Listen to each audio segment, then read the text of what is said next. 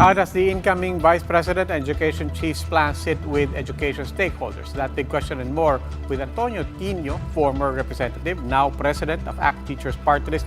Welcome to the big story, Mr. Tinio. Hi, good evening, Robbie. Good evening to our viewers. Good evening. First of all, I want to ask you about that review of K-12. Do you think it's time to take a look at how we've been doing under that program? Yeah, most definitely. That has been one of the advocacies of ACT and our party list for quite some time.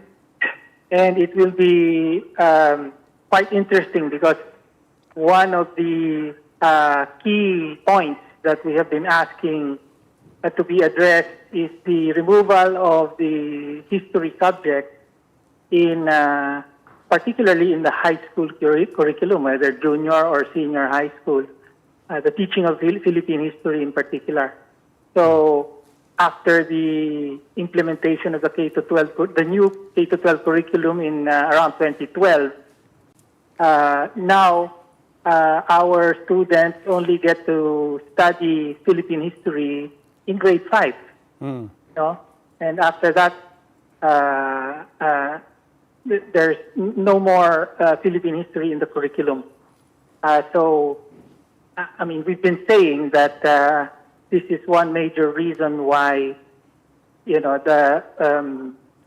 there's been a proliferation of fake news, revisionist history, particularly our recent history. And of course, we have to mention the revisionism regarding the martial law period. So really, we have to, while the review of the K-12 curriculum has to be done, we have to be vigilant that it is being done under a Marcos presidency. Okay. Now, another thing, of course, that the Vice President-elect has been very vocal about the return of paramilitary training. Before, it wasn't necessarily in the context of ROTC. But whatever it is, and whether or not this falls under high school, which is under DepEd, or CHED, which is for college, what do you think about trying to bring back military training for our students? Well, it's been more than a decade since mandatory military training has been taken out of the curriculum. You know, a proposal to that effect has been under discussion in Congress for the past several years, and the most recent position that I'm familiar with is that the schools themselves, including DepEd at the time, were saying that it would not be right to introduce mandatory military training in basic education because we're talking about minors.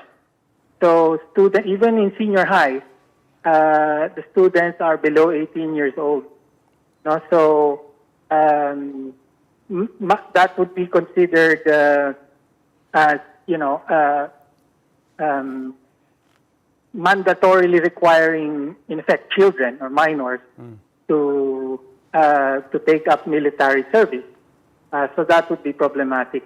So as far as we're concerned, our position remains the same.